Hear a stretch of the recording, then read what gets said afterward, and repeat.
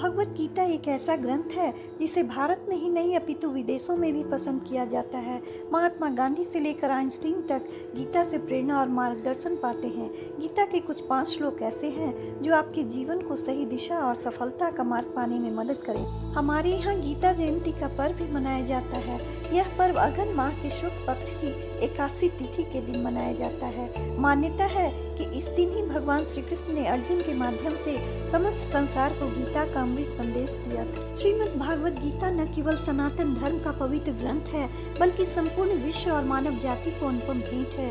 गीता विषम से विषम परिस्थिति में सही मार्गदर्शन प्रदान करती है। यही कारण है कि महात्मा गांधी से लेकर आइंस्टीन तक अनेकों महापुरुष और मनीषी गीता से प्रेरणा और मार्गदर्शन पाते रहे हैं। गीता के 5 ऐसे श्लोक हैं जो आपके जीवन को सही दिशा और सफलता का मार्ग पाने में मदद करेंगे। पहला है, जीवन के संघर्ष से घबराने से नहीं अपितु उसका सामना करने से सफलता मिलती है। हतो वा प्राप्यसि स्वर्गम जित्वा वा भुक्षेसि महीम तस्मात् उत्तिष्ठ कौन्तेय योद्धाय कृत निश्चय। अर्थात यदि तुम युद्ध में वीरगति को प्राप्त होते हो तो तुम्हें स्वर्ग मिलेगा, और यदि विजयी होते हो तो धरती का सुख पा जाओगे।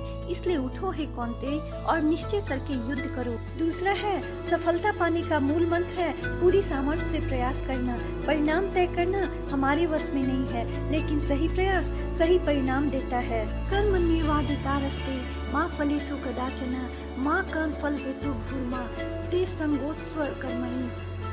अर्थात कर्म पर ही तुम्हारा अधिकार है, कर्म के फल पे कभी नहीं। इसलिए कर्म को फल के लिए मत करो। कर्तव्य कर्म करना ही तेरा अधिकार है, फलों पे कभी नहीं। अतः तू कर्म फल का हेतु भी मत बन और तेरी कर्मण्यता में भी आसक्ति न। तीसरा है, अपनी इंद्रियों पर संयम रखने वाला मनुष्य ही संसार पर विजय प्राप्त करता है। श्रद्धावान न लभते ज्ञानम तत्पर संयतेन्द्रिय ज्ञानम लब्धवा पराम शांति मचिरे नाधि गच्छति। अर्थात श्रद्धा रखने वाले मनुष्य, अपनी इंद्रियों पर संयम रखने वाले मनुष्य साधन पारायण हो अपनी तत्परता से ज्ञान प्राप्त करते हैं। फिर ज्ञान मिल जाने पर जल्द ही परम शांति को प्राप्त होते हैं। चौथा है, क्रोध से मनुष्य खुद अपना ही नाश का कारण बन बैठता है। क्रोधादि भवति सम्मोहा सम्मोहात् स्मृति विभ्रमा स्मृति भ्रंशात् बुद्धि नाशो बुद्धि नाशात् प्रणयस्यति।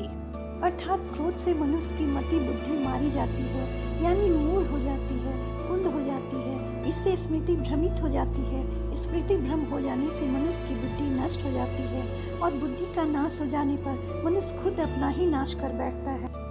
पांचवा है, यदा यदा ही धर्मस्य ग्लानिर्भवति भारत अभ्युत्थानं धर्मस्य तदात्मानं सृजाम्यहम्। अर्थात हे भारत, जब जब धर्म की ग्लानि हानि यानी उसका क्षय होता है और अधर्म में वृद्धि होती है, तब तब मैं श्री कृष्ण धर्म के अभ्युत्थान के लिए स्वयं की रचना करता हूँ, अर्थात अवतार लेता हूँ।